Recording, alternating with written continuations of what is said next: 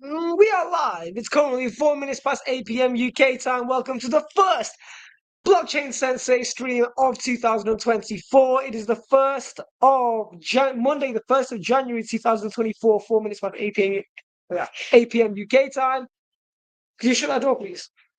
Let's just make sure that everything's working on the tube view, and then we will get started into our crypto 2024 market outlook with Mr. Harding. 1 second. We will get started into. I say something, Mr. Harding.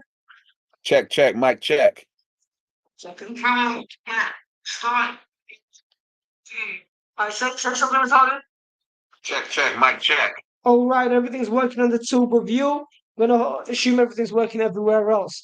Okay, so welcome to another amazing episode of The Game, which is a legacy show, a free weekly financial literacy show where we talk about everything macro, stocks, crypto, etc.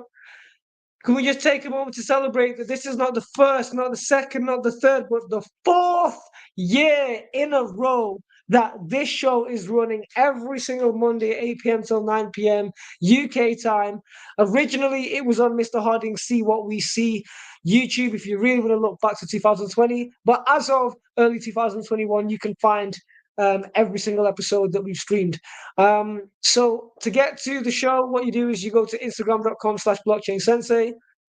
And click the link in our bio. We run 3 shows now. We've got The Game every Monday, 8 p.m. till 9:30 UK time since summer 2020 for the 4th year in a row. And then we've got NFT Fridays, which we've been running since April 2022. So we're about to do our 100th NFT Fridays in the near future, in the next few months.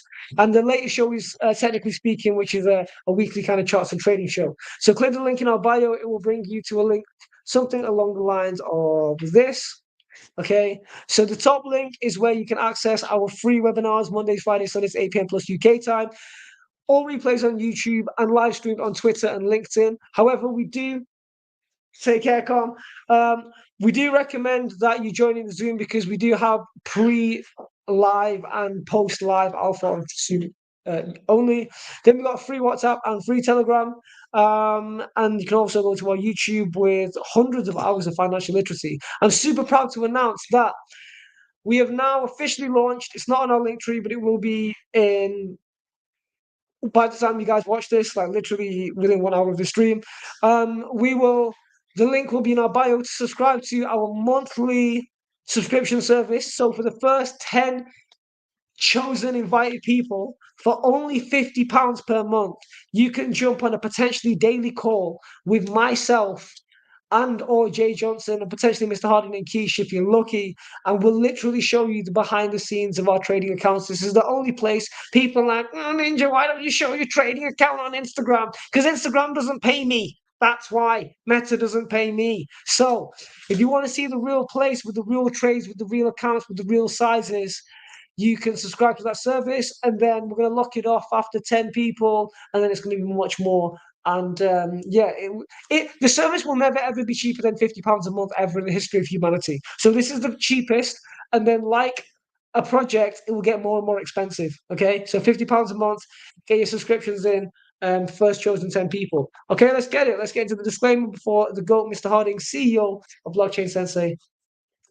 And we're lucky to have him because he's a busy man these days. He's doing a lot with Solana, but I won't disclaim too much. So, yeah. Terms and conditions: all content is for education, information, and entertainment purposes only, and it should not be considered as investment advice or recommendation to buy, sell, hold any assets. All investments come. Wait, what? I said, oh, please do your own what, guys? Research. Yeah. Our content is intended and should only be for informational use only. It's very important to do your own analysis before making any investments, which should be based on your own individual circumstances. Jay, should they pay their child support first, or should they buy that crypto? They should pay that child support. Pay the child support, guys. Very important. Pay the bills. You should always take independent professional advice from a professional advisor. Alternatively, independently research and verify all and any information you may find on our show that you may wish to rely upon, whether you wish to make an investment decision or otherwise. All investments come with what, guys? Risk. Risk. Exactly.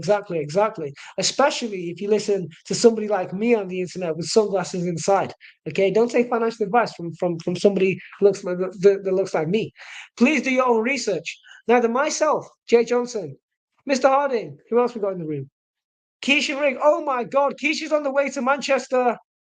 Yeah, come on, he's on route. We've got the blockchain sensei AI. Note taker. That's definitely not a financial advisor. Don't take your financial advice from an AI. You know what I mean? AI is not that good, right? Stick to the human for now. And huh? The dojo champion, yeah. Financial navigator, aka Alex Codlin. By the way, check out yesterday's stream with that Alex Codlin. He absolutely killed it. Working in collaboration with several accredited financial advisors and also financial professionals, such as those accredited investors and tax people, etc. Shout out to minor accountants. If you're unable to mitigate your risk, then please contact us immediately so we can refer you to an accredited financial advisor. Okay, so I'm going to stop sharing my screen. I hit there, and you share this screen. Let me make sure everything's working in the tube of view, because this is the bit where the matrix likes to attack. Oh, I have a story. I have a quick story. 1 second. Make sure everything's working the tube.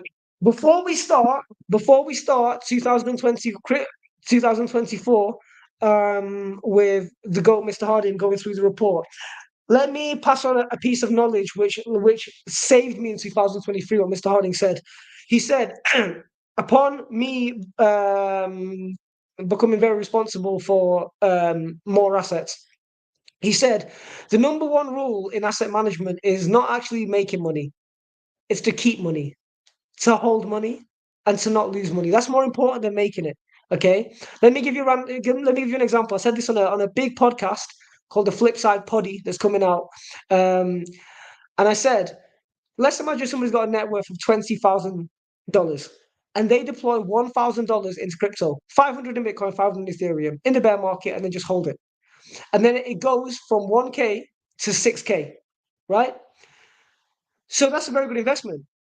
The person who has that on a centralized exchange, for example, FTX, and loses that is going to be more pissed than the person who invests 5% of their net worth into crypto and then it goes down.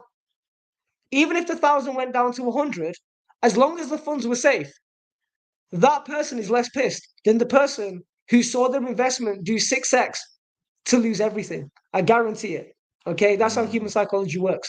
So, security. There is a matrix attack right now on Exodus wallet.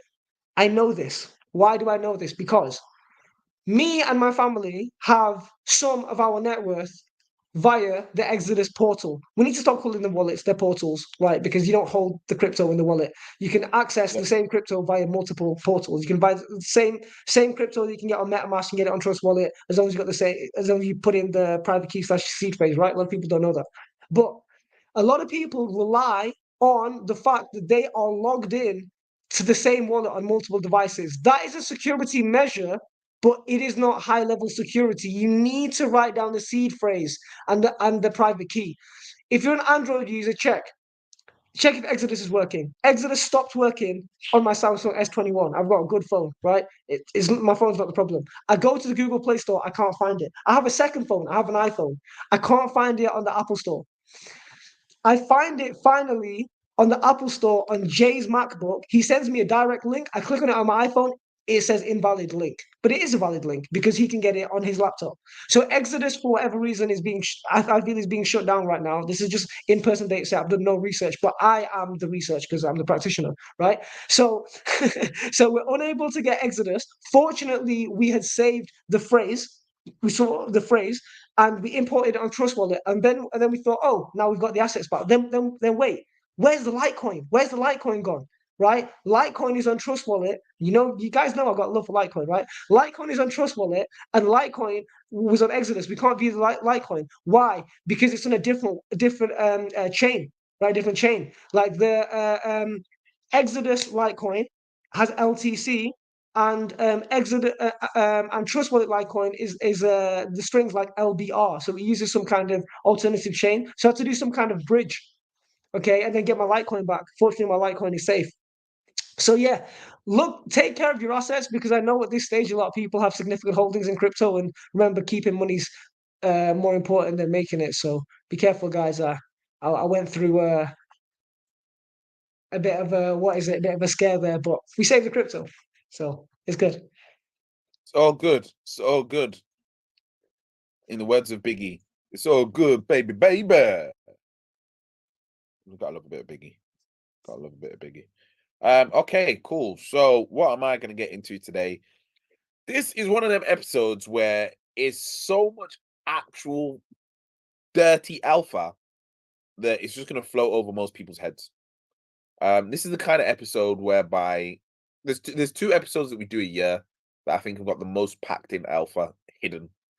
I'd say it's the Coinbase Institutional Report and the Masari Report. When we do those two reports, they have got so much alpha and information that the general public, crypto experts, financial experts don't know.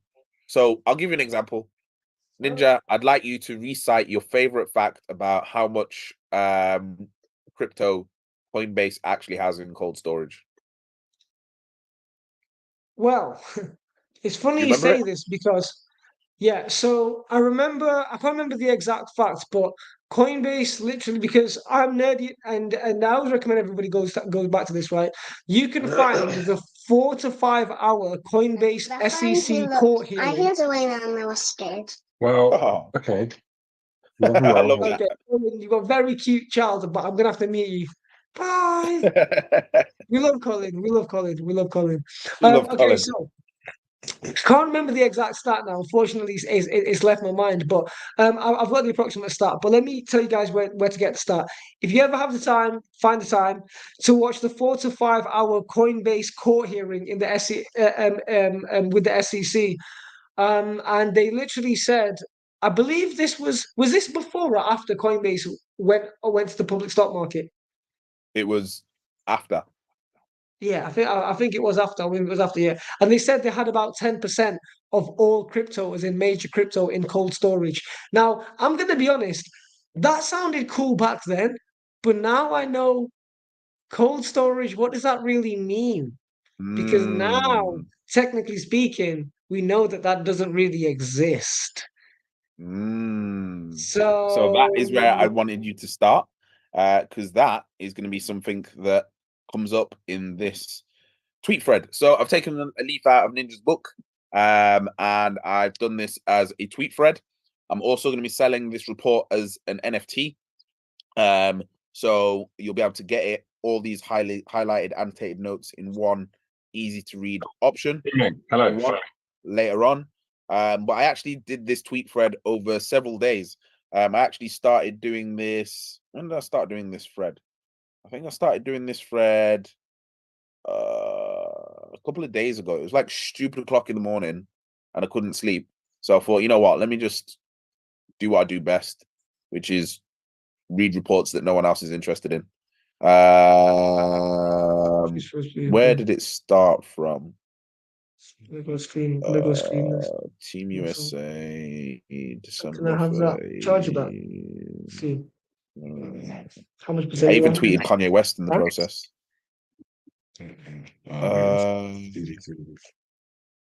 Wouldn't surprise me if some of my tweets had disappeared, because that tends to happen when I'm doing this kind of thing. Okay, cool. Yeah, it appears some of these tweets have disappeared. It's probably what happens when you're tweeting Kanye West, BlackRock, Matrix and attack. all at the same time. Oh, here we go.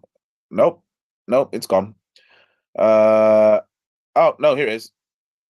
Okay, so can't sleep. So here's some Killatin Alpha in a thread, as what I'm reading at 3 a.m. on Saturday morning has me unable to sleep. So this might start a riot. So this is from the Coinbase report. You probably remember a while back, we actually did mention Riot blockchain. From the point of mentioning it, it did go up to do a 30% gain. Congratulations to anyone who did their own research and took the 30% gain on that one. Okay, here we go. So following the 2020 halving, the hash price index dropped from 0.15 to 0.07. A similar aggressive drop will likely follow the 2024 halving, possibly decreasing the hash price index to below 0.04 for the first time. So bear that in mind. 2020, 0.15.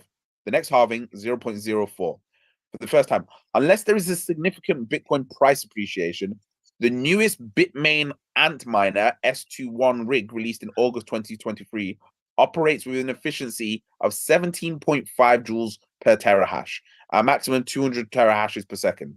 Based on the Bitcoin price and network hash rate as of November 1st, 2023, 1 terahash earns approximately 0.07 per day in revenue. And let's go back to what the hash price index is. Where is it? 0.04.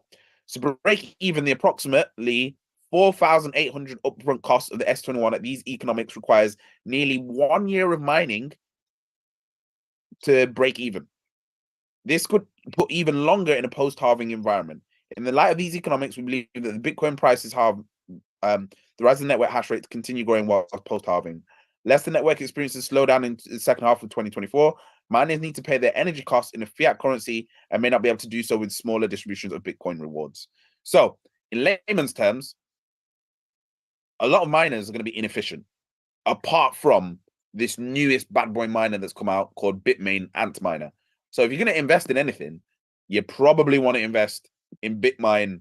Well, you don't want to invest. You want to do your own research into Bitmain and Bitmain. So let's see if Bitmain is a public company. Hopefully it is.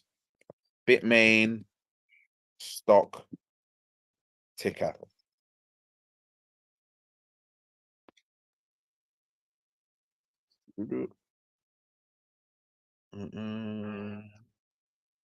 Is Bitmain a publicly traded company?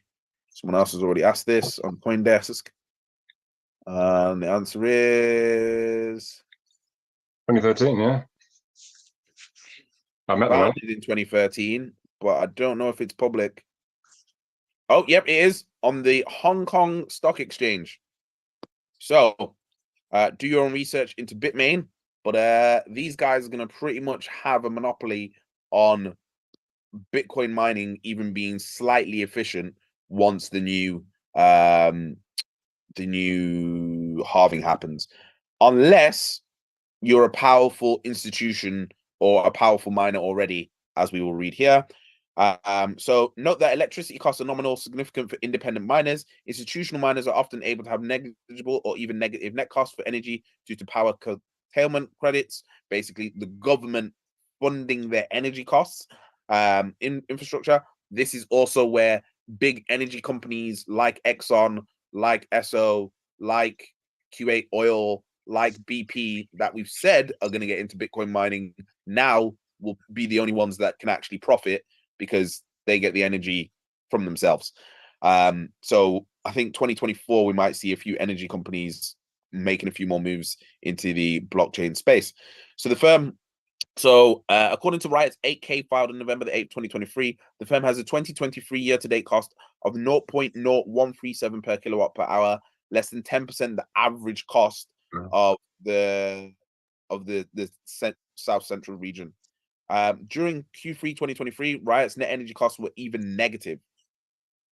I don't know how you get your energy costs to be negative When they have too much power. Is that what it is? Yeah, I learned this in Texas. They balance the grid, guys. Okay. They balance energy. When they've got too much energy they make and it's got nowhere to go, they literally give it away because crazy. It's nuts. So now it makes even more sense why energy companies want to get into Bitcoin mining. It just makes complete sense. Now this is coming from Coinbase. However, cheap energy costs in the US are subject to regulations and energy agreements. Riot's raw cost of energy without credits and special agreements hovered above 0.04. If block rewards were halved at today's hash rate, this would cause significantly eat into mining profitability. At the same time, a number of public mining companies, including Riot and Marathon, have the capacity to increase their hash rate as much as 40% going into the halving in a move that we could believe further diminish margins. So that, if you don't realize, is more of a monopoly on the hash rate of Bitcoin and making it even more centralized than it already is, if you look into it. So it's getting a bit crazy what's happening behind the scenes if you don't realize. So all of a sudden, Bitcoin looks less decentralized. Clap emoji, chess emoji, BlackRock. Because if you didn't know, BlackRock are invested in pretty much all of these companies, the ones that are public anyway. Marathon, they're in that, and a couple of others. So these are the major mining pools. But what's really interesting, and why I put Team USA, is guess what countries most of these mining pools are in? The majority. America. So is America in a position where they could have, if the US government wanted to, could they order a mandate and do a 51% attack on Bitcoin? Yeah. They did it with gold. They're going to do it, aren't they? Unfortunately, guys, I'm just reading the tea leaves. I'm just reading I'm not theorizing. I'm just suggesting things that could happen. Like, stupid enough and desperate enough, they probably will. So yeah, that's that one. Then the other bit was here we go. So this I found interesting about them saying that ETH is becoming destabilized because of node demand, which has obviously got something to do with Coinbase Cloud, because Coinbase Cloud facilitates a lot of these ETH nodes, along with Amazon, which a lot of people don't realize. So yeah, you want to do research into where a lot of these ETH nodes are being hosted. You'll find a lot of it is AWS, and that's why Coinbase have decided to get involved to try and get a bit of that space. So where the Cancun may directly affect ETH tokenomics in proposal EIP, the newest upgrade, which introduces a cap to the maximum churn limit for validators per epoch. Because Ethereum has hundreds of thousands of validators, significantly more than most networks, there's a burden on the network to support such a large active set. So if too much ETH is staked, it risks destabilizing the network. You are not going to hear this Anyway, this is good alpha. Nobody's going to say this. Nobody. So I want to get this one clipped up because I think this needs to be out there. It risks destabilizing the network, a step towards finding permanent solutions, constraining the ultimate validator set size, restricting the pace at which validators can enter the network, can theoretically slow the amount of ETH that gets locked up, lengthening the entry queue, but also potentially keeping stake yields stable for longer. So again, this sounds like a bit of a monopoly to me. If you're then saying, well, the only way we can make sure that ETH doesn't destabilize is if we make people wait. And if the ones that have got nodes now are the ones that stay remaining with the nodes. But it's money talks again, unless you've got a big node. Or lots of Very, very interesting. And wouldn't that be perfect for a company called Coinbase Cloud, who acquired Bison Trail Services? And it would be good to see how many nodes are managed by Amazon versus Coinbase Cloud. And it would be even more interesting if someone can find out what percentage of ETH is managed by who, and what percentage of ETH is managed by the US. Again, I think that would be very, very interesting. So bits of alpha there that most people aren't even aware that is happening in the space. But yeah, that's what we do here. So let's carry on with these. I think this let me do it as a. Oh no, it doesn't. Let me click on this. Do I click on this to see the whole thread? Oh yeah, here we go. Okay. So first bit, roll up dominance. So despite a number of new alternatives, the Ethereum virtual machine remains by far the largest developer ecosystem within crypto. Within networks running the EVM, we've seen a continued shift in activity from the Ethereum mainnet measured by daily transaction count has remained steady at roughly 1 million per day. As mentioned earlier, we believe that the fear of L2s cannibalizing the Ethereum mainnet activity has not yet been realized. This cannibalization has instead occurred predominantly against alternative L1s. So what does that mean in English? What a lot of people feared is that with layer 2s, so that's blockchain projects built on top of Ethereum, because Ethereum is slow and clunky, blockchain projects like Polygon would then eat up the majority of the transaction volume and the majority of the attention from Ethereum. In my opinion, that's happened. But what they're suggesting is happening alternatively is that other L1s, other competitors to Ethereum are the ones that are being eaten up. Now, I agree with this, but I also disagree because they also disagree with themselves later on when they talk about Solana. Okay, so as mentioned previously, let's just skip down to here. Now, this is big alpha that I didn't even realize. I think this is crazy. So, as mentioned previously in the Ethereum section, this uptick in L2 activity has not resulted in a significant increase in Ethereum transaction fees due to the cost-saving nature of roll-up transactions. Roll-ups in aggregate constituted more transaction volume than Ethereum, yet typically account for less than 10% of the daily transaction fees paid to the network. To put this into perspective, the transaction fees paid to the Arbitrum sequencer over 2023 was similar to that spent on MetaMask swap router, 19.3k ETH versus 18k ETH. The Arbitrum had more than 100 times the number of transactions settled on it compared to the number of transactions interacting with MetaMask, with 329 million transactions on Arbitrum versus 2.7 million transactions on 2023. Now, I don't know if that sounds like L2s are taking away a lot of the attention, the data, and just everything from Ethereum, but that pretty much sounds like it to me.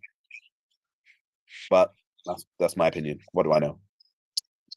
So this is an area that I think people should look at. So they've got all the key L2s that are getting a lot of attention here. So we know Arbitrum, Optimism, Starknet. They're doing crazy things. If you haven't already looked and done your TA on those, I highly recommend you do. I think a couple of them have done some airdrops as well. But the key area I would look at is this new boy on the block called Blast. I think Blast is in a similar position to, there was an NFT platform that came out of nowhere that all of a sudden had more transactions than OpenSea. I think this might be a similar thing. Just go and check out and do your own research on Blast. Okay, cool. So as you know, we are big on looking at developer activity on chain. Coinbase institution also believe in the same thing. And in the crypto space, we often see developer activity and L1s and L2s measured by the number of commits, active developer lines of code added on GitHub. For example, Electric Capital maintains an open source crypto taxonomy that covers 226k crypto repositories. Their latest developer update in October 2023 suggests that they're currently around 19.3k monthly active open source developers, which is a 27% decline from last year, but still up 66% on the previous bear market cycle 3 years ago. So that means there is definitely a bull market coming because there's 3 times the amount of developers working as there was 4 years ago. So what people don't understand is for development, it doesn't happen overnight. If loads of fundraising happened in 2020 and projects were given $1 million, 10 million, 20 million, it takes 2 to 3 years for these things to be developed and to be released. So when would they be released? Oh yeah, when market conditions are a little bit bad. Oh yeah, when Bitcoin's halving happens and the press and the environment is correct. So I think what we'll see is loads of projects that were being developed on and were being funded in 2020, all of a sudden releasing now in 2024. So, however, Coinbase, and again, I give them props for this, have got a counter to my thesis on looking at developer activity on chain. Hang on a minute, I'm just getting my charger because old laptop deciding to be a bit wobbly. So, Coinbase, fair players on this. Determining how to associate project repositories with specific chains can be very difficult, as projects may build on private repositories or without clear labels. Fair point. Commits may only reflect routine changes and not necessarily new functionality or new progress. Fair point. Developer accounts do not reveal whether projects involve 10x engineers who do disproportionately more work than others. And having worked with a few developers, I can definitely say that sometimes you might have 10 developers that are working on one thing where one developer does all the work. So just because, again, this is again like we tried to do at Blockchain Sensei, is fight your own biases. Always look for ways that you might be wrong with your own ideas and beliefs. And this is breaking down my belief about looking into developers. And then the ultimate one It's just because there's more lines of code being built on a chain doesn't mean that the lines of code are good. which, which I thought, you know what, Coinbase, fair play. That's a very logical but fair point, but I don't think many people would address that. So the number of unique contract deployers by the calculations that they've made, which I find very interesting, is Binance Smart Chain is absolutely flying from November 2023. I saw that. It picked up. Which I know, Ninja, you've been circulating in a certain ecosystem. Would you say that there's some activity happening in this Binance space? Well, let me show you guys a setup. Jay, grab this. So right now, it's funny that you say that, because I'm just showing the dojo settings once. Oh, wait, where's my mouse? Oh, wait, my trackpad's not working. One sec. Yes, we are swimming in the Binance ecosystem right now, and we're just going to get a opinion from Jay. Jay, how's the Binance ecosystem? Yes. You've trained me for the past 36 hours, you absolutely degenerates with your 4 screens and 2 phones. What is the update?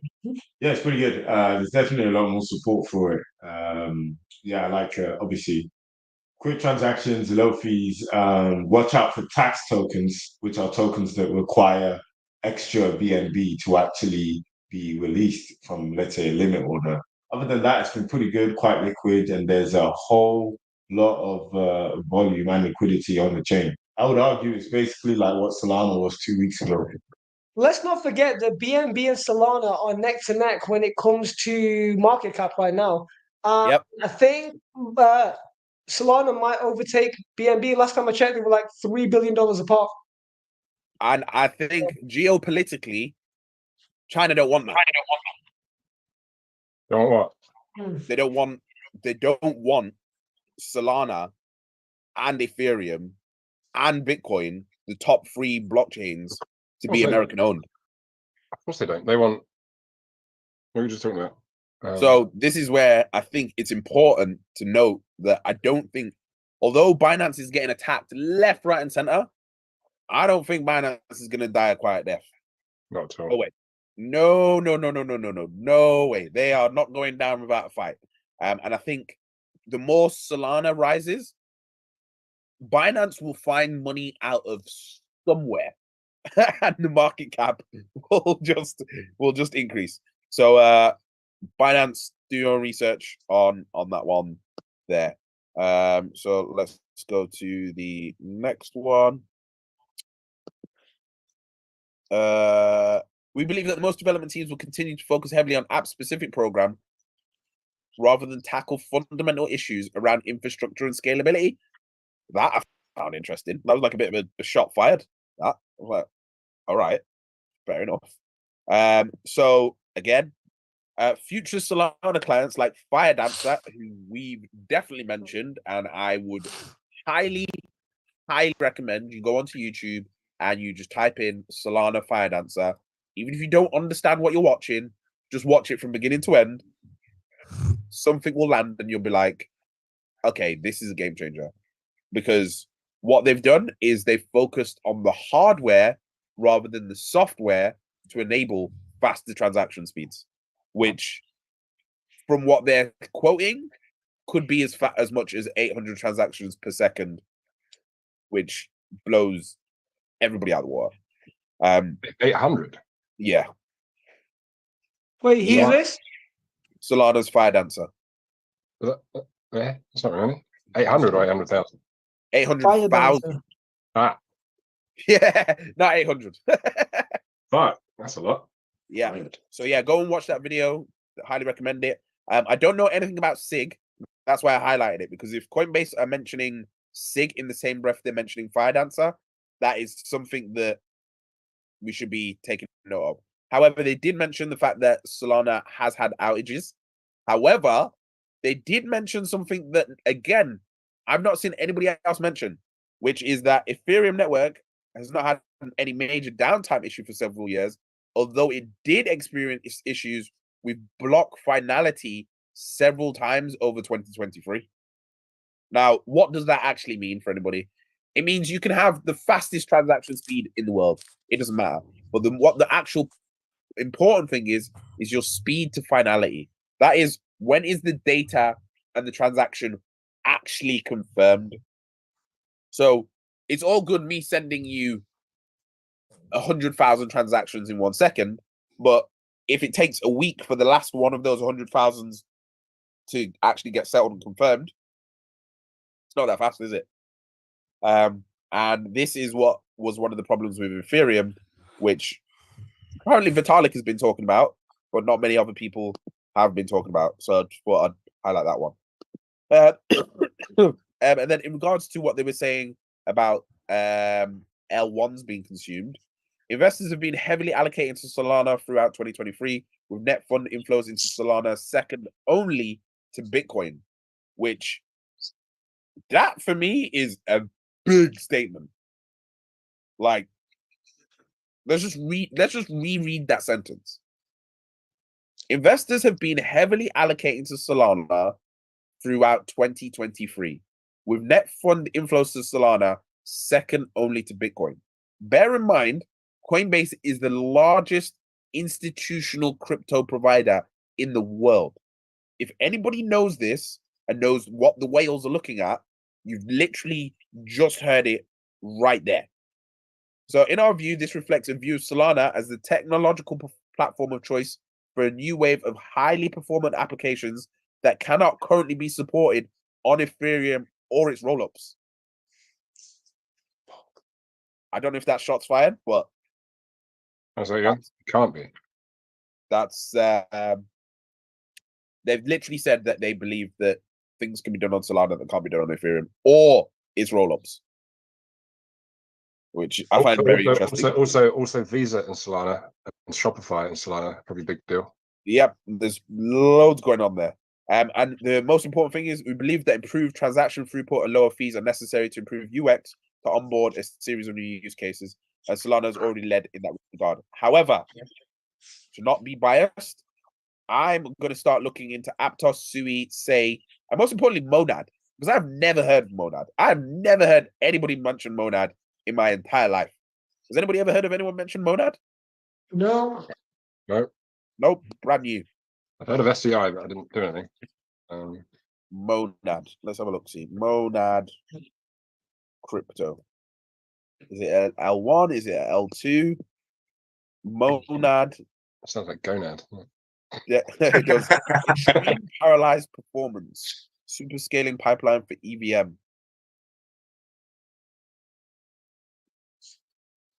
One second. Parallelized performance at EVM. Scales Ethereum about funders and that's next. Okay. Interesting.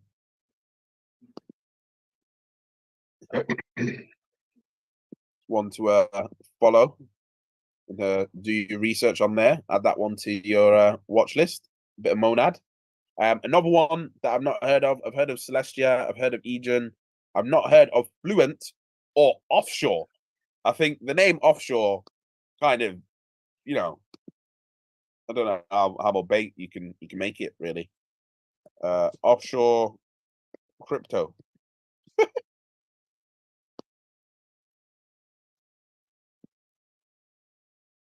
Offshore crypto token. I don't even know how you'd find it because it's such a controversial name. Sure. Oh, here we go. Offshore plan token, OPC.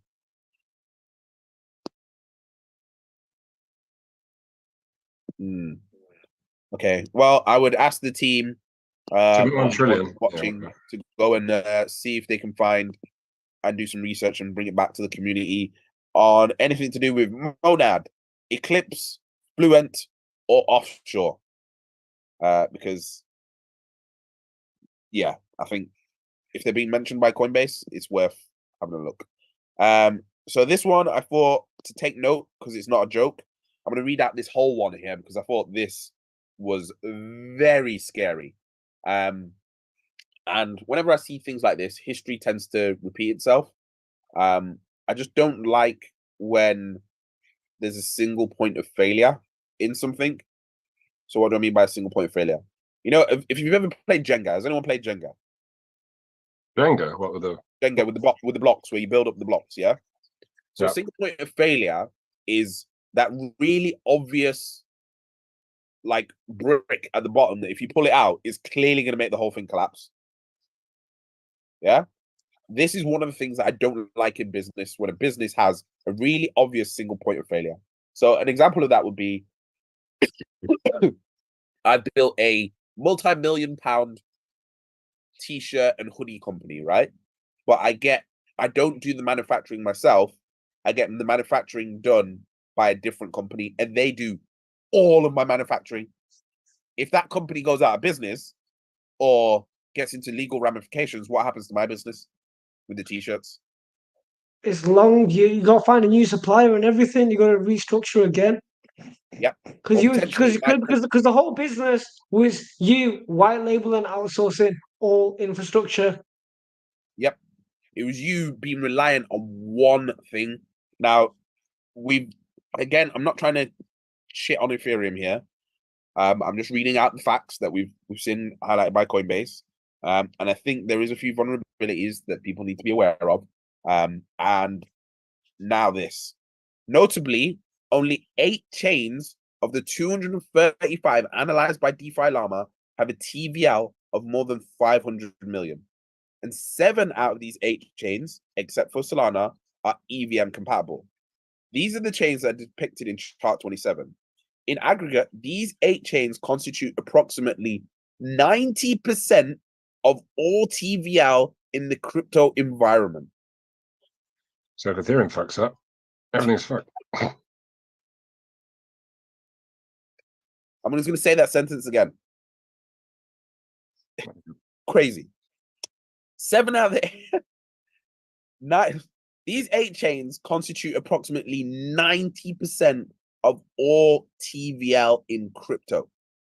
And half of the 8 chains sit directly with Ethereum and include 2 rollups, Arbitrum and Optimism, and 1 commit chain, Polygon, in addition to the Ethereum mainnet. In our view, the concentration of TVL in the EVM-based network is due in large part to its tested security and to longer development timelines for alternative ecosystems.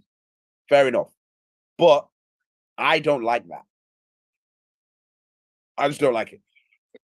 Like, for me, that's just bad business to just have. Centralized, is it? It's just not. And then if we know that all of these nodes on Ethereum are managed by certain companies, then that means that 90% of the entire crypto space is hosted and managed by the one centralized entity. That's bad. Isn't it? So again, I'm getting funny feelings about Ethereum. Like, just everything they've done. It's clever, but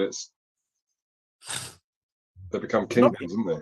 it's when you actually peel back the onion and start looking deeper at what's happening, like with the whales, it starts getting a bit okay, interesting. Why have you done that then? So where are we next? So thus, despite Solana's impressive relative growth and increased attention to developer mindshare this year, it's not surprising that the vast majority of value locked still sits within EVM chains. Ethereum's TVL did not surpass 500 million until 2019, nearly 4 years ahead after its launch. In the coming year, however, it's possible that a growing proportion of liquidity could be drawn into non-EVM environments as the developer tooling improvises non-EVM systems become better tested, increasingly decentralized, and overall more robust. So, Ninja, I got a question for you. Ask me. Or any devs here. You know, Polkadot and Parity. Being as Polkadot has parachains, is Polkadot technically EVM compatible?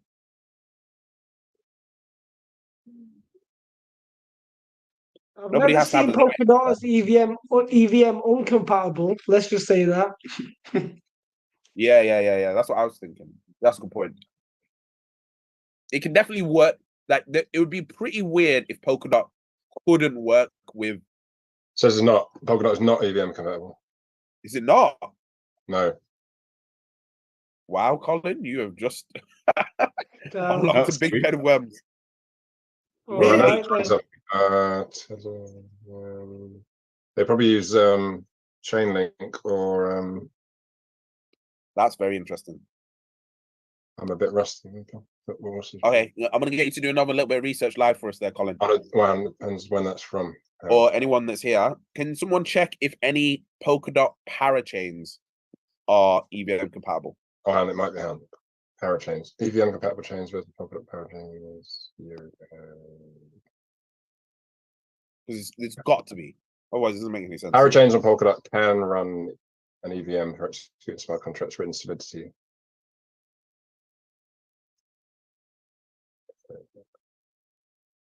Polkadot. When did you guys find Polkadot? When? I think it was one of the first projects I found in like 2020. Oh, well, it's a bit complicated. For One me, it of was our 2019. I met biggest them in. I met Gavin Wood in Amsterdam. Oh yeah, I think I remember you saying. That's crazy. I know. We've been bullish on Polkadot's been one of our main holds and something we've been bullish on since the. I even accidentally bought one at Polkastarter at like 20p. Mad. I had loads at one point. I didn't realize what it was. No, we just it's just one of them ones where it just makes too much logical sense for us. And then they got Kasama for practicing testing. Yeah, the Tesla. So is Kusama EVM compatible?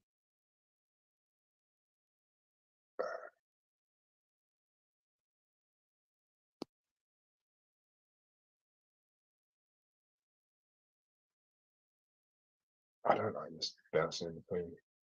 No worries, no worries. I'm gonna carry on. But yeah, Yep. if you So I'm reading Polkadot. Yeah, Let us that know. older. Right, where was we? TVL. Okay, cool. Interesting TVL thing. Meanwhile, Binance's Smart Chains TVL has dropped both on an absolute scale from 4.6 billion to 3 billion, whereas relative to other chains from 12% to 6.5 of TVL. Tron far outperformed the market, increasing its TVL share from 10% to 17%. So people might want to go and look at things in the Tron ecosystem. Ninja, are you looking at anything in Tron? No, apparently not. No, because what? Because Tron's apparently a scam. You know, like apparently it's hyper super centralized. This is just from the grapevine from the DeFi people that I know, including Waj, and apparently like the founders of Tron are just known to move money about in the you know be in terms of being whales, and it's just not very evenly distributed, and then like the real network activity is basically zero. That's what Waj kind of told me, and then maybe I didn't do my own research, and then I just stayed away from it. So I was Waj knows best. I feel if Waj says it's probably true, but I should do my own research.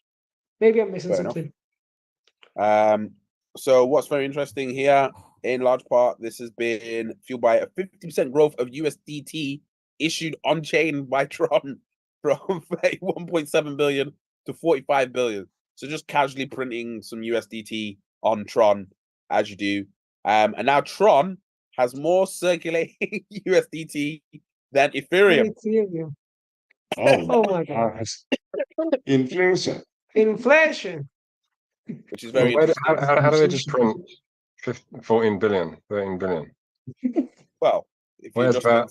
you just do it because you feel like it, innit? You just go, I think I'm gonna add 14 billion to the markets today. What, like Tether? But somebody somewhere actually, they can't just make it up. Well, they can, but it doesn't seem a very sensible idea. Wow. It makes gains on anybody that's in their end, but it's just fractional reserve banking on crypto. Well, There we go. Well, there you go. Well, anyway, next bit. We've got clever tech, but still corruption. Of course, it's the same games. This is what we're trying to teach: is there is nothing new in blockchain and crypto. It's the same games that have been played in the stock market, mainly in the pharmaceutical space, is just now in crypto. It's the same games. This is what Martin. The players have entered the building. Yeah, that's all it is. It's just new UI UX for what used to happen in pharma and what used to happen with petty tech I'm stocks. just giving the truth. Same thing. So if you want to look into it deeper, go and watch Martin Shkreli and go look into the Tiger Club. This is deep alpha I'm giving you here. Yeah, go do your own research. We think so. The growth of the Maker RWA collateral to more than 3 billion is particularly noteworthy. We think this highlights one playbook for institutions to interact with public chains because it minimizes the number of entities in the blockchain that require direct interaction. So this is just them basically saying that they feel that institutions are going to get a little bit more heavily involved. But this one, this is pure alpha. Just pure, dirty, unadulterated alpha. So, you want to mark this date, May the 28th, 2024. Something is very likely to affect the world around that time, a week before, a week after, or around, because, let's read this. The majority of traditional securities currently settle in 2 business days, T+2, during which time funds being transferred from buyers to sellers are locked up and underutilized. That said, the US Securities and Exchange Commission has finalized a rule change that will shorten the settlement period to 1 business day after the trade date, or T+1, which should be effective of May 28, 2024. For markets that can transact anywhere from hundreds of billions to over $1 trillion US per day, lowering settlement times to minutes versus days is more crucial now with nominal yields above 5%. So if you were ever looking for volatility, and if there was an excuse for the markets to be going crazy all of a sudden, for no apparent reason, the markets to be swinging up and down, well, changing settlement time from a couple of weeks to a day might affect that. Just saying. Can you just define settlement time for those not so familiar? Because I think that's very Well, important. settlement time Like is when you clearing a buy check stocks. when it's actually. Yeah. So when you buy a stock, most of the time it's not actually yours straight away. When you sell a stock, it's not actually yours. It's not actually sold straight away. There's normally, sometimes it's a week. You're waiting for it to get that transaction to get processed, and that's because of this ruling. However, now what's happening? Compete with crypto, because one of the main appeals of crypto is instant settlement. I don't have to wait for days or weeks for my purchase of XRP, of stacks, or Bitcoin, or whatever, for it to appear in my account or for it to be sold. With stocks, you do. Now, what this means is that the trillions of dollars that are in the stock markets are now instantaneously going to become crazily liquid from May the 28th, Well, 2024. not instantaneously, but way quicker. Like liquidation is about to become quicker. Yeah, but not for crypto. Like liquidations come in crypto in like just crypto, that's like 1 trillion, right? But if we said that like Derivatives market is massive. yeah, if we said that the Like entire 900 S&P trillion. 500, It's crazy.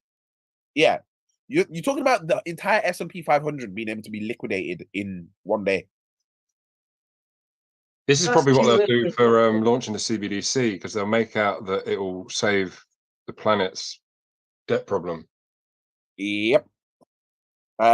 So also they've also highlighted some of the private chains that you might want to look out for, see if there's ways of getting involved with them or getting into their Series A's, or if you're a VC, Consensus, Quorum, Hyperledger, R3 Corda.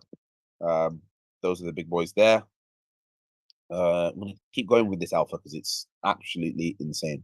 Yeah, Quorum, Canton, R3 Corda, that was those. So you can't sell tokenization better than this, which with extreme liquidity and then tokenization of real world assets, you are cooking up one hell of a maelstrom of volatility in 2024. Like you're talking about Years, 24/7. Yeah, you're talking about like crypto, like the stock market being as liquid as crypto, and then you're talking about tokenization of real world assets and REITs being able to be super liquid. So tokenization benefits include the ability to run operations 24/7, automate intermediary functions, and maintain transparent audit and compliance records, as well as minimize counterparty risk via atomic settlements. So I thought that was a great explanation, and then they actually improved it, the explanation. Interest in tokenization to persist into the next crypto market cycle as benefits include capital efficiency, faster settlement, increased liquidity, reduced transaction cost, and improved risk management. If you've got big money, why would you not be interested in any of those things? It's massive. It's the biggest thing. Yep. Real On world stable, crypto instead of just playing. yep. This on stable coins I found pretty crazy. Approximately there is 127 billion stable coins are currently in circulation. And what's the current market cap of crypto at this moment in time? 1.6 1.6 trillion. So it's about 8 to 9% of crypto. 10%. Just like it says there, 8 to 9%. Yep. So Yeah. does that mean just clarify for me? Does that mean if everybody wanted to get out of crypto, would they be able to? Not for shit, no. No, not into stablecoin. No, you have to be in fiat. Yeah, but Very interesting. Very, very interesting. So again, this is why we look at TradFi stuff as well as blockchain stuff. So something we've said for years is if the DXY, which is the dollar index, and bonds go up, the markets go down. Something that a lot of people in crypto haven't figured out yet is because the Dixie.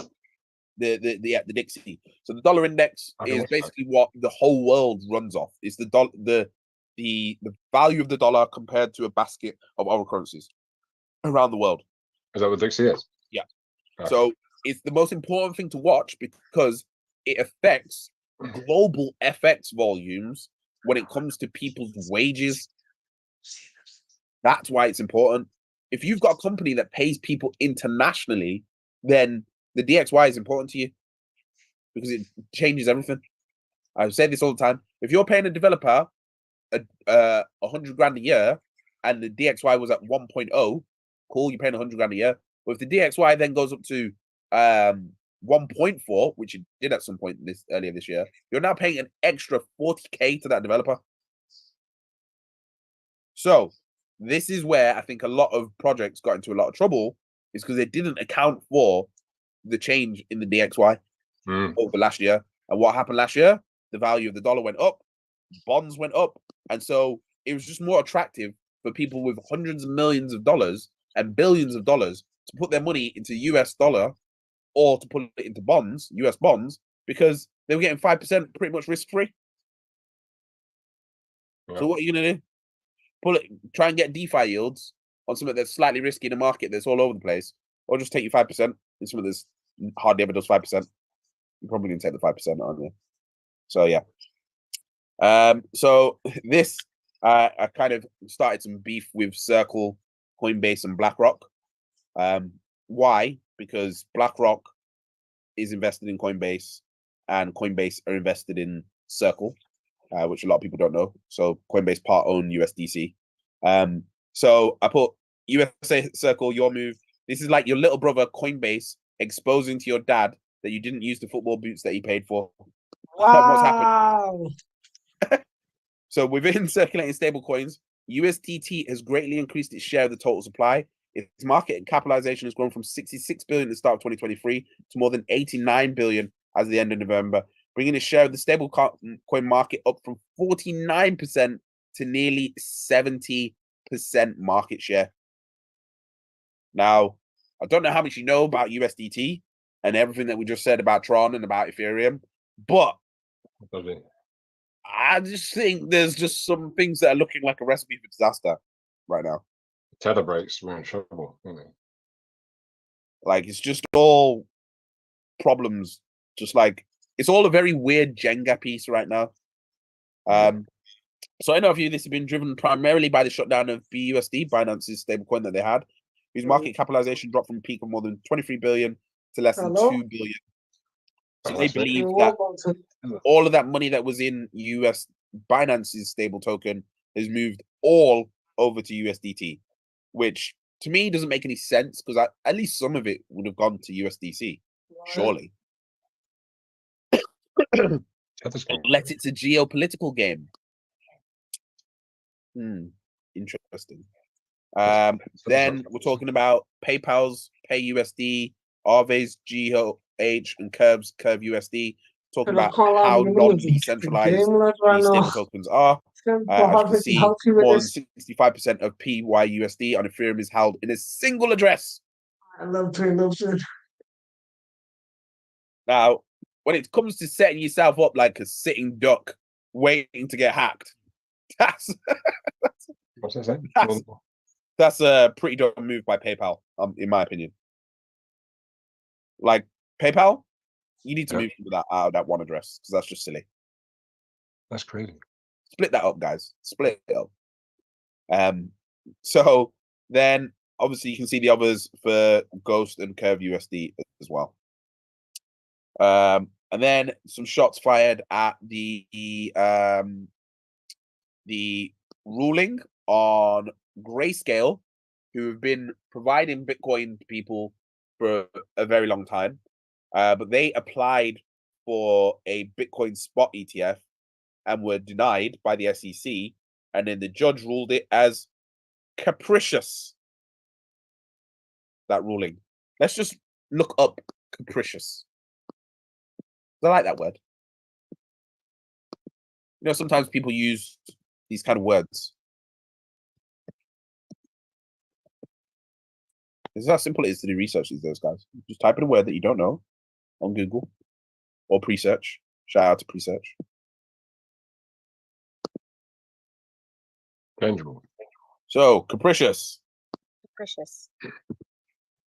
Given to a sudden and unaccountable changes of mood or behavior. So, the judge ruled that Grayscale not being given a spot Bitcoin ETF, considering they've got more time in the game than anyone else, was capricious. A sudden and unaccountable change of mood and behavior. Now, I'm just going to explain something that I've seen in the ends and on the streets, right? And often people say Wall Street is a lot like the streets. But the way that it normally works is just like Capri Sun. Nobody moves until the biggest boy on the block makes his move first. Yep. Just saying. What's So I personally think someone had a little phone call and went, they're trying to do a Bitcoin spot ETF before us. You're crazy. No. And then that is your capricious behavior or Capri Sun behavior. And what about Ripple? Something's happened to Ripple. Why are they? Yeah, so the Ripple one, they also mentioned that in here. They want to be the first CBDC provider. Which I don't. Yeah, they mentioned that here as well. Are you guys into Ripple? I can't agree with everything they do. Where is it? What he says? It's somewhere in the report. I can't quite find it. Oh yeah, there it is. Ripple Labs. Wait. At the same time, significant legal judgment over the previous year have begun to reveal some of the shortcomings in SEC's stance towards crypto. In July 2023, SDNY Judge Torres ruled against the SEC on key legal questions and enforcement against Ripple Labs, disregarding the SEC's application of the highly tested expensive interpretation of the definition of a security. So yeah, they don't really go into detail on it. But what does it mean if they are a security? Does it really matter?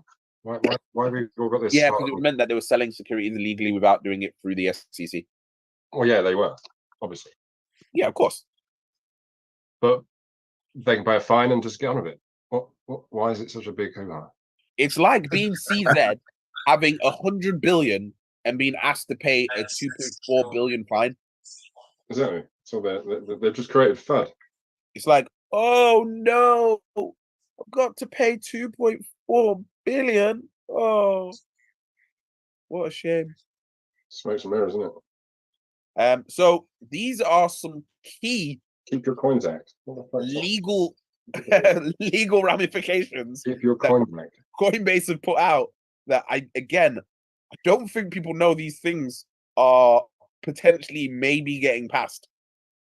So this is the House of Representatives are trying to put through an order to protect the ability of individuals into self-custody their cryptocurrency. So let's just see what would the opposite of that be. if this doesn't go through. Yeah. That would be that But individuals aren't allowed to self-custody their own cryptocurrency. fuck. It's gold again. So look into that one. We'll protect your crypto. We'll protect it for you. That's what's going to happen. This one, very interesting. This one could break the entire game.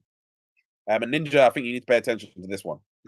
So there's a law in 2024 that might pass that would require Hansi. BSA and AML and sanction requirements for all DeFi. No. What will happen? So that would be KYC and AML restrictions on all DeFi. They will do that. 100%. Which They'll say they're protecting us. crazy if that happened. Then another one you might have heard about. Of course, they would like that. Of course, the Matrix would like that, wouldn't they? Of course, they would like every single decentralized wallet to be KYC'd, and then there would be no such thing as decentralization at all ever. Of course, the Matrix would like every single time anyone ever created any decentralized wallet ever to register that with themselves, so they can see every single thing ever of every transaction ever everywhere at all times. I'm sure I've said this many they times would like before. I that. think people in DeFi, and I'm urging people to go and speak to a crypto accountant as quickly as possible, because I'm foreseeing a future where you're only going to be able to withdraw crypto through KYC, you're going to have to go physically into a bank, because otherwise there's no reason for physical banks to exist. Well, and again, I'm not a financial advisor. I'm just a guy with sunglasses. But you can do your own research, because I'm obviously not going to recommend any platforms. Just for educational purposes, I'm telling these people. But there are providers in this world where you can send crypto and then get a virtual MasterCard or a virtual Visa without KYC or physical. Yep, do your own research into those. Do your research anyway, on that. Mika, the European rules and regulations that have been passed, they come into play June 30th, 2024. So some key dates: May and June. May, coincidentally, is around the quadruple witching, if anyone remembers quadruple Yeah. witching. Yep. Oh, witching. So Witching what? we may have some swans flying about in the sky then in April and May. So expect a very interesting year. When's halving time? I'm sure it's around the same time. Business. Funny that, isn't it? When's halving time? I'm pretty sure it's around the same time. And I think that was all of my stuff on this report. I think. Let me just double check. Good one, that. Good report, that. Good stuff. I think the last bit was just Coinbase's alpha. Yeah, this is more legal. Oh yeah, this is just basically saying that HSBC, Deutsche Bank, Standard and Chartered, and Citibank are working with the IMF to test out asset tokenization across multiple financial asset classes, working in partnership with Coinbase.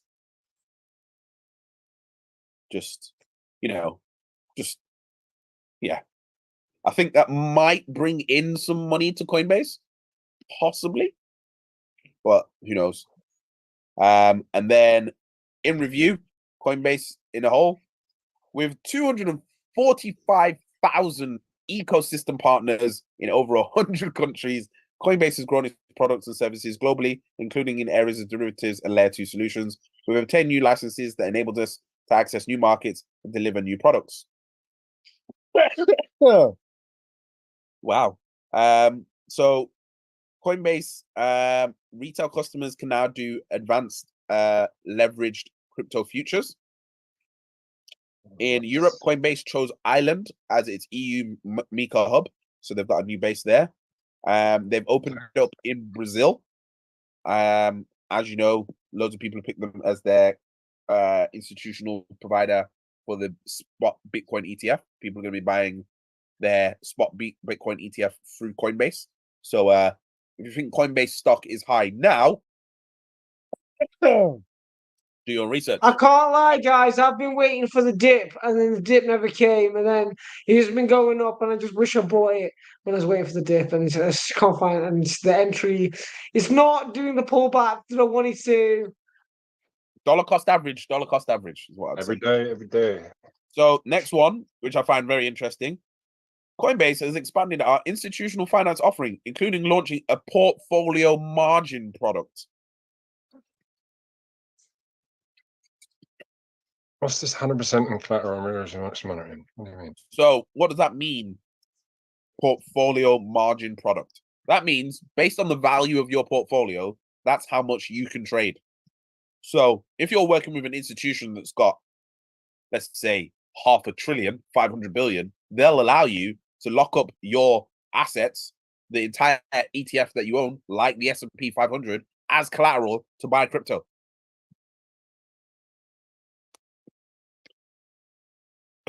They're tokenizing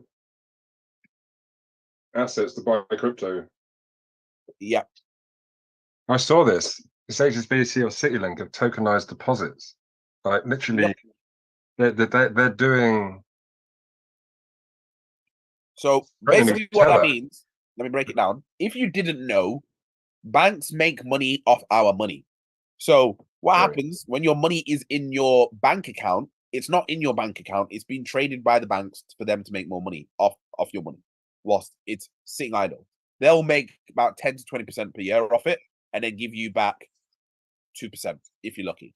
But what this now means is that banks will be able to use your money that you've got in your bank account to be able to leverage it to buy crypto with your money, meanwhile telling you that you can't have crypto. So yeah, I thought that was pretty interesting. So yeah, looking ahead, institutional participants can expect tokenization to be a major theme that will be expressed within the base ecosystem in 2024 and beyond. Coinbase recently launched a new service called On-Chain Solutions, which will assist large financial institutions with tokenization consulting. First initiative for the institutions took place in October 2023 with a tokenized US short-term treasuries ETF. Interest in the tokenization of real-world assets has surged as sovereign bond yields have increased sharply, while more jurisdictions worldwide have enabled regulatory frameworks to accommodate their products. Have you guys tokenized anything? Not yet. Have you played with systems that do?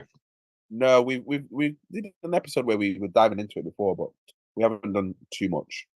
We do need to do some more. But I've got some bits on that. Yeah, please send.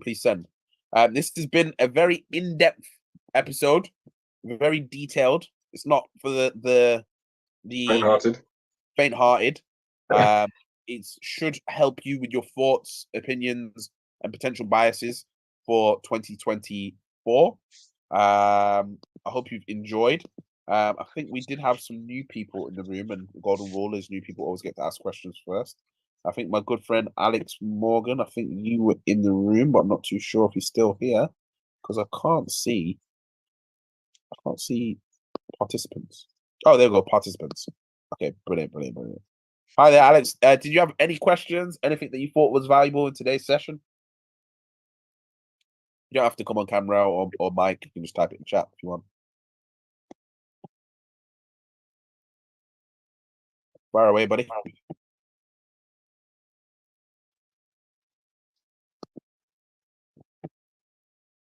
In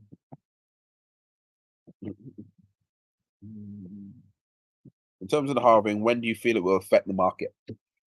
2 weeks before it will drop, and it'll go crazy 2 weeks after. I predict. Yeah, I'm the same. I feel it'll be like 2 weeks before. There'll just be crazy amounts of hype. Everyone will be going absolutely nutty. And then I think what me and Ninja have been saying for a while.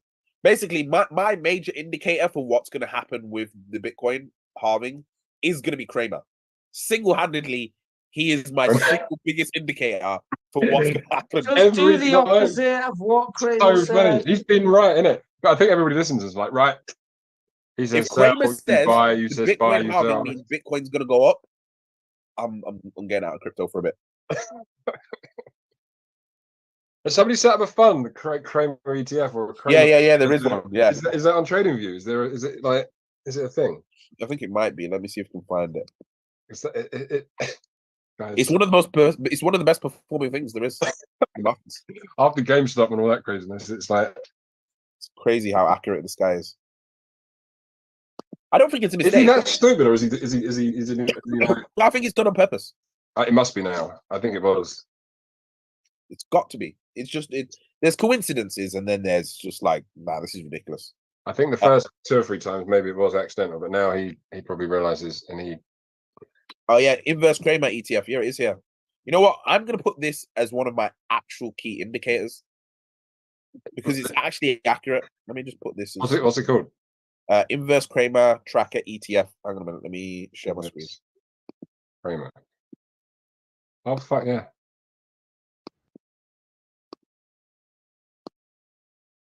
There we go. Was it from me? Yeah. I don't know. I'm looking at inverse Kramer Tracker ETF. So it did do well from here. Oh, 25% gains. There was a bit of a double top here. You see, Where you go? but again, doing this in reverse. A bit of a double top. When did he say sell?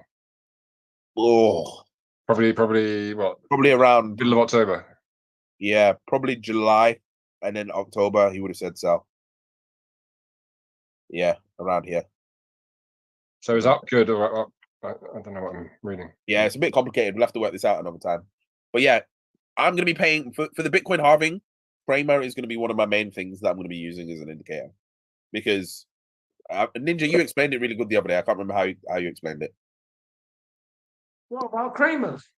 No, about like the markets and the Bitcoin halving, about like how things don't go the way that people expect.